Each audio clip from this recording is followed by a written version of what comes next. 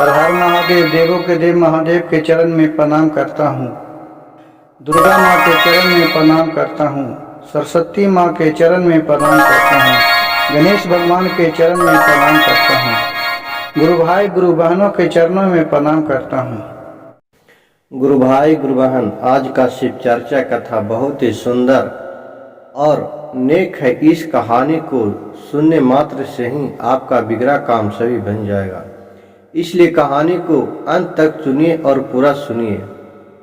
एक गांव में एक कंजूस सेठ रहता था। वो बहुत ही धनी था, बाकी इतना रुपया पैसा रहे लेकिन वो किसी को भी दान दक्षिणा नहीं करे और कोई भी गरीब से 2 पैसा ले ले लेकिन देने का नाम नहीं ले।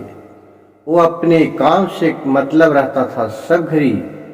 वो चाहता था कि किसी से 2 पैसा हम ले लें, बाकी दान किसी को मुफ्त में नहीं करे।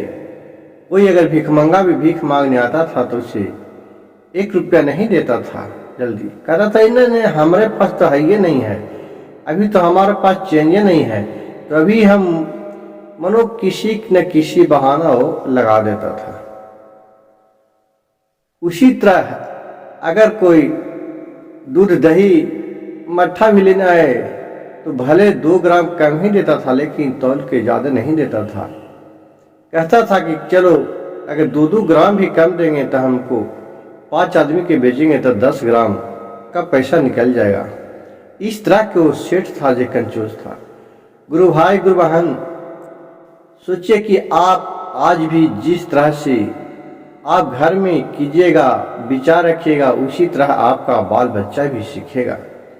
इसलिए इस कहानी को ध्यान से सुनिए कि क्या आगे होता है। ये वैसी करते करते बहुत पैसा कमा लिया। अपना कोई भाई से भी, भाभू से भी, मतलब किसी से, परिवार से अपना 2 पैसा ले लेकर अपना बेईमानी शैतानी करके रखना ही के नाम लेता था, वह किसी को 2 पैसा देने का नाम नहीं लेता था। और वो धन दौलत रहबे करे लेकिन तो पर भी उसके मन में सुखी नहीं रहता था। लगता था कि किससे कहाँ से 2 पैसा और आवे। घर की घर भरल है, रुपया भरल है, सोना चांदी सब कुछ था, किसी चीज का कमी नहीं था, लेकिन उसका संतोष नाम के चीज नहीं था। उसी तरह करते करते एक दिन वो मर गया, उसका मृत्यु हो गया, स्वर्गवास हो गया। जब अब उसका बेटा भी देखने लगा कि अब क्या करे, अब तो मर गया, तो अब तो घर में अगर घर की संपत्ति इनको जलाने के लिए, ले जाने के लिए, मट्टी मिंज करने के लिए, इनको दाह संस्कार कार्यक्रम में लगेगा तो पैसा खर्चा होगा, पैसा करने से व्यवस्था करे। तो गुरु भाई गुरु बहन, सबसे पहले आजकल के चाहे पहले के भी पूर्वजों के नेक है कि सबसे पहले उनके डोली सजाया जाता है।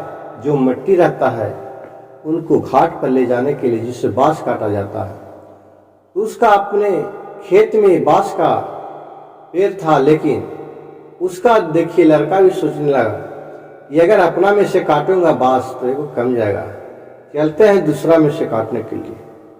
और फिर दूसरा में से बांस काट के लाने के लिए खोजे चले, किसको में से काटो, किसको में से काटो। खोजते खोजते मैंने सगर बांस काटने के लिए खोज रहा। फिर वहां से आया तो कितना बोला, फिर बांस मिल गया। फिर तो पंडित जी बोले कि बचवा, इसको कम से कम एक गैया दान करा दीजिए। बछड़ा दान करने में क्या है कि बैतरनी जब नदी होता है वो पार कर जाता है तो उसका सारी कष्ट दूर हो जाता है।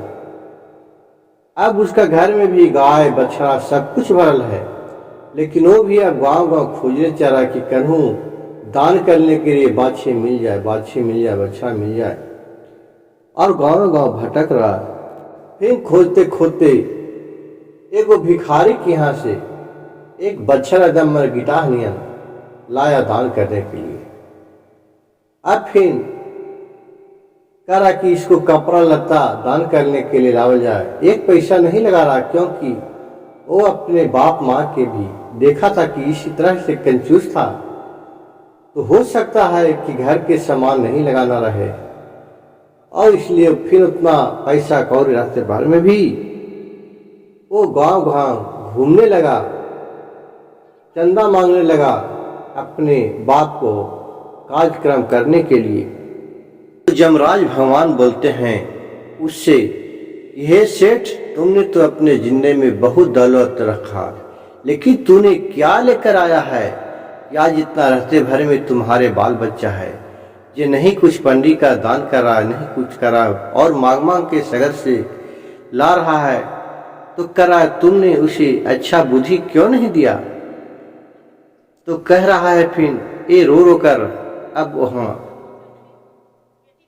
घर बे में भरल रहे गुरुजी गैया से भैसिया, अजी गैया से भैसिया जी, कि गाँवे गाँवे गैया खो जा है जी गुरुजी। घर ही में भरल रहे धनमा दौलतिया रुपैया से पैसावा से, गौए गौए भिखिया मांगा है जी गुरुजी। कह रहे हैं भोलेनाथ से वो मृत शरीर का प्राण बोल रहे हैं कि गुरुजी सब कुछ हमारे घर में है, लेकिन देखिए मेरे बालक हमें कुछ भी नहीं दे रहा, और इधर उधर से चंदा करके मांग के भीख मांग के हमको मट्टी मिंजल कर रहा है। ये तो सब जितना भी हम कमाए सब ही रह गया, हम तो कुछ एगो चमन्नी तक एगो सुई तक लेके नहीं आ रहे हैं, और हमको प्राण को स्वर्ग में पहुंचाने के लिए ये तो स्वर्ग में भी हमें जगह नहीं मिले, इस तरह से कर रहा है।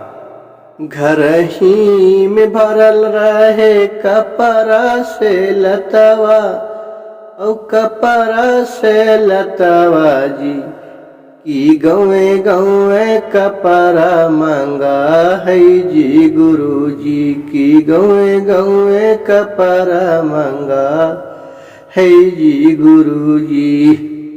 कहे कि हे गुरुजी, हमारे घर में तो बसका में हमारे बहुत सा कपड़ा नया नया पड़ा हुआ है, लेकिन देखो मेरे बच्चे लोग हमें वो कपड़ा भी नहीं दे रहा, और भीख मांग मांग कर हमारे कपड़ा बाजार से ला रहा है।